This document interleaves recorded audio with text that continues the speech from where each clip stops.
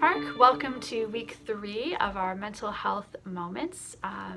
We hope that each week we can just bring you a few thoughts and ideas and insights that might help to boost your mental well-being and kind of navigate some of the emotional and psychological challenges that come alongside living through a pandemic as we are experiencing. So I realize that really we can't dive into this topic of mental health without talking about fear and anxiety. And so that's where we're headed today. And I realize that I really can't say everything that there is to say about this topic in a short little video. And so I hope that what I am able to share today can be helpful to you, but I realize that this is a huge topic. So some of the things that have been on my mind as I've thought about what I wanted to say to you is, I guess, first and foremost, to recognize that each and every one of us has experienced this differently. So, some of you really, fear and anxiety is really not a big challenge for you, even in what we're going through right now. But maybe you are watching some of your loved ones around you really wrestle with this, and I think when you're not experiencing it yourself, it can be really hard to understand what they're going through. Others of you actually have dealt with anxiety for a long time, long before COVID-19 ever showed up, and so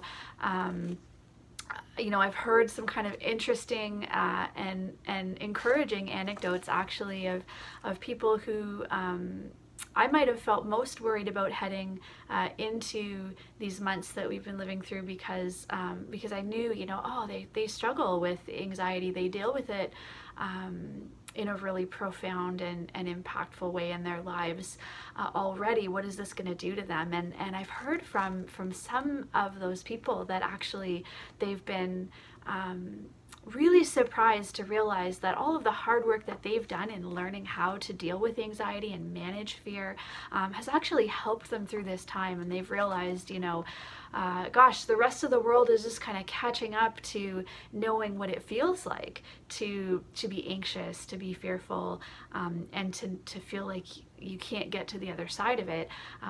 And some of them have even described opportunities that they've had to coach other people who maybe for the first time experienced a panic attack or experienced this anxiousness rise up in them to a level that they've never dealt with before. And so, we have these experts who've lived through it already and who know what to do and can coach others through it. So that's been really cool to hear.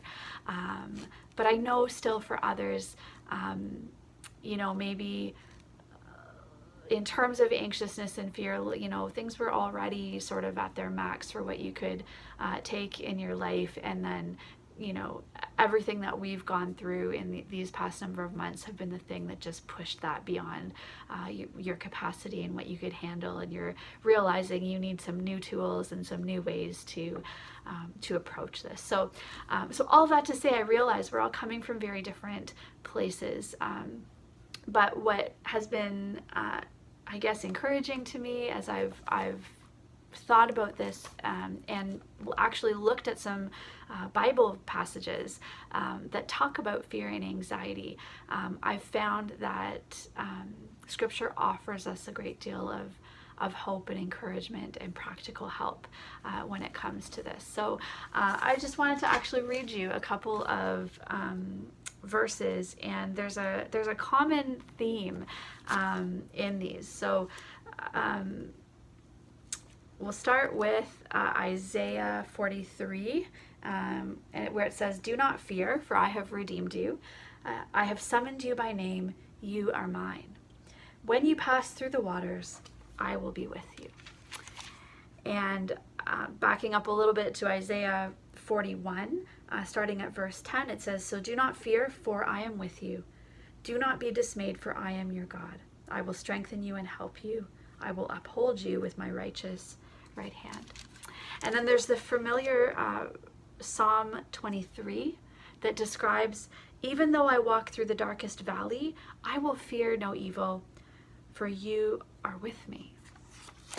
And I wonder if you're starting to hear the theme that I'm hoping to draw out here. But we'll do one more. Joshua 1, starting at verse 9, it says, "Be strong and courageous. Do not be afraid. Do not be discouraged, for the Lord your God will be with you wherever you go." And so I know a lot of us who maybe grew up in the church have heard this message a lot, that the Bible tells us not to be afraid. Fear not, do not be afraid. It says it so many times. And sometimes that kind of turns into a kind of condemnation to those who experience fear and anxiety. And it leads people to feel like if they experience fear, that they're failing in their faith. That Scripture tells us not to be afraid. And so if I'm feeling afraid, then maybe I'm being disobedient to what God has called me to. Maybe I'm failing. Maybe I'm not praying enough or trusting in God enough. And that can just really heap on some extra pain and struggle in a moment where you're already struggling. And so what I have found hopeful about looking at these verses is to realize that when God through Scripture tells us not to be afraid, the tone is not condemning. It's not that at all. What he follows it with are these affirmations of his presence with us and his love and his care for us. And you could hear that in those scripture verses where God's saying, "I've called you by name. You are mine. I am with you."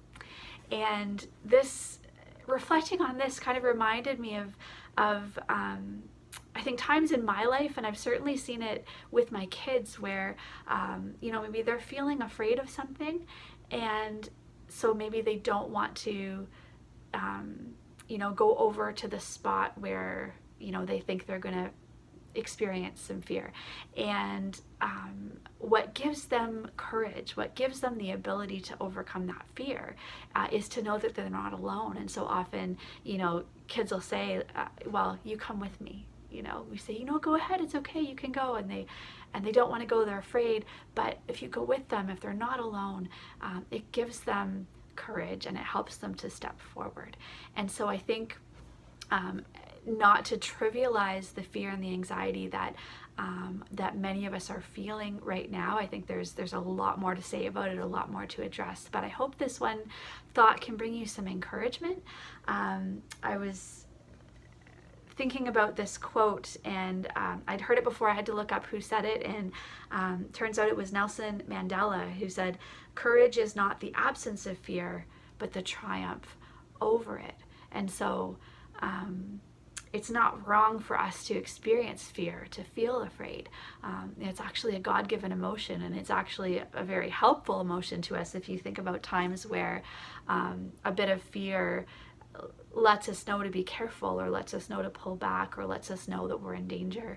And that's a God-given emotion, and we're meant to feel that. So we're not wrong for feeling anxiety, but we know that there are seasons and there are moments and times in our life where it overtakes, or it overrides things and keeps us from stepping forward into the things that we want to do, and keeps us from thriving and enjoying our life. And those are the moments where we need to reach out for help, and to not be alone in it. And part of that is remembering that God's with us, and that can give us courage, and that can give us strength to overcome or to persevere through those anxious times. But also that we can remember that we can reach out to others. And I know this has been my experience, is that anxiety survives really well inside my mind when I try to deal with it on my own. But when I reach out and I share with somebody who I trust and who I know